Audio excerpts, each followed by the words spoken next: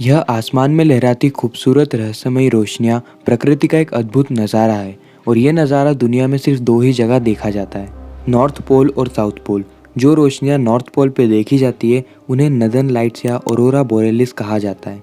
वहीं पर यह रोशनियाँ अगर साउथ पोल पे देखी जाती है तो इन्हें सदर्न लाइट्स या ऑरोरा ऑस्ट्रेलिस कहा जाता है। तो आइए जानते हैं इन लाइट्स के पीछे का रहस्य। पुरानी नॉर्थ माइथोलॉजी में ये माना जाता था कि अरोरा एक आग का पुल है जो भगवान द्वारा बनाया गया है। वहीं पर नेटिव अमेरिकन मिथोलॉजी में ये माना जाता था कि अरोरा की लाइट्स उनके पूर्वजों की आत्मा है जो कि आसमान में नाच रही है यानी लहरा रही है। और कई लोगों का यह मानना था कि इन लाइट्स को देखकर अगर वो कुछ भी विश मांगेंगे तो उनकी विश कुछ ही समय में पूरी हो जाएगी। और पुराने समय में इन रोशनियों को लेकर और भी अलग अलग तर्क दिए जाते थे, लेकिन साइंस इन सारे ही तर्क पे विश्वास नहीं करता। साइंस के अनुसार अरोरा की जन्म की वजह हमारा सूर्य है। हम जानते हैं कि हमारा सूरज एक आग का गोला है जिसमें न्यूक्लियर फ्यूजन रिएक्शन होती रहती है और न्यूक्लियर फ्यूजन रिएक्शन के कारण हाइड्रोजन एटम हीलियम एटम में कन्वर्ट हो जाते हैं। अब यहाँ एटम की एनर्जी इतनी ज़्यादा हो जाती है कि एटम के इलेक्ट्रॉन और प्रोटॉन अपने शेल को छोड़ देते हैं और इस तरह प्लाज्मा का निर्माण होता है। सूर्य की सतह पे प्लाज्मा गैस के भारी उछल पुथल के कारण सूर्य पे मैग्नेटिक फील्ड पैदा होती है, लेकिन इसी समय कुछ चार्ज पार्टिकल सूर्य की सतह से भारी मात्रा में बाहर निकल जाते हैं जिन्हें सोलार फ्लेयर कहा जाता है। यह चार्ज पार्टिकल 2 से 4 दिन तक भटकने के बाद धरती के पास पहुंच जाते हैं और इन्हें सोलार विंड भी कहते हैं। अगर ये सोलार विंड धरती से टकरा जाए तो मानो धरती पर जीवन समाप्त हो जाए। लेकिन इंटरेस्टिंग बात यह है कि यह हमारी धरती से टकराती भी है और अभी भी हमारे धरती पे जीवन चल रहा है। लेकिन आखिर कैसे? यह सब होता है धरती की मैग्नेटिक फील्ड की वजह से। इसको अच्छे से समझने के लिए आप इमेजिन करो कि आप एक जगह पर खड़े हो और वहाँ पर बहुत तेजी से एक बॉल सीधे आपके मुंह पर आके लगती है, तो आपके मुंह का हाल क्या होगा?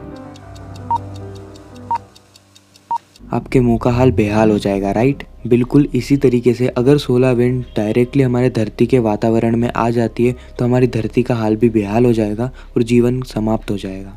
लेकिन अगर आपने अपने हाथों की मदद से वह तेज रफ्तार से आ रही बॉल को पकड़ लिया या किसी तरीके से हटा लिया तो आप अपने मुंह को बचा लोगे। और इस केस में आपने अपने हाथों को एक प्रोटेक्टिव शील्ड की तरह इस्तेमाल किया है। बिल्कुल इसी तरह धरती के पास भी एक प्रोटेक्टिव शील्ड है जिसे मैग्नेटोस्फीयर या मैग्नेटिक फील्ड कहते हैं। जैसे ही सोलर विंड धरती के पास पहुंचती है, धरती की मैग्नेटिक फील्ड उसे रोक देती है और इसी दौरान धरती की मैग्नेटिक फील्ड थोड़ी स्ट्रेच हो जाती है। अब हमारी धरती पे 2 ऐसे भी पॉइंट है जहाँ पर मैग्नेटिक फील्ड कमजोर हो जाती है, नॉर्थ पोल और साउथ पोल। और कुछ चार्ज पार्टिकल इन्हीं 2 पॉइंट के जरिए धरती के अंदर एंटर कर जाते हैं। जैसे ही सोलर विंड में पाए जाने वाले चार्ज पार्टिकल धरती की एटमॉस्फेयर में पाई जाने वाली गैसेस से टकराते हैं तो वह अपनी एनर्जी इलेक्ट्रॉन को ट्रांसफ़र कर देते हैं।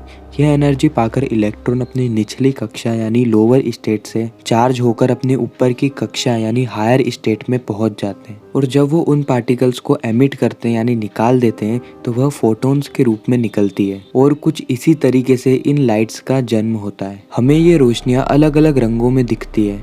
अगर ये चार्ज पार्टिकल ऑक्सीजन से टकराते हैं तो ग्रीन और रेड कलर की लाइट फॉर्म होती है। वहीं पर ये पार्टिकल्स अगर नाइट्रोजन से टकराते हैं तो ब्लू कलर की लाइट फॉर्म होती है। और एक और इंटरेस्टिंग बात यह है कि यह लाइट सिर्फ अर्थ पर ही फॉर्म नहीं होती है, यानी यह रोशनियाँ हमें जुपिटर, सैटर्न, यूरेनस और नेपच्यून जैसे ग्रहों पर भी देखने को मिलती है। तो आई होप आपको इस लाइट के पीछे की साइंस समझ में आई होगी। आई हो तो वीडियो को लाइक करके चैनल को सब्सक्राइब कर देना। मिलते हैं किसी नेक्स्ट इंटरेस्टिंग वीडियो में।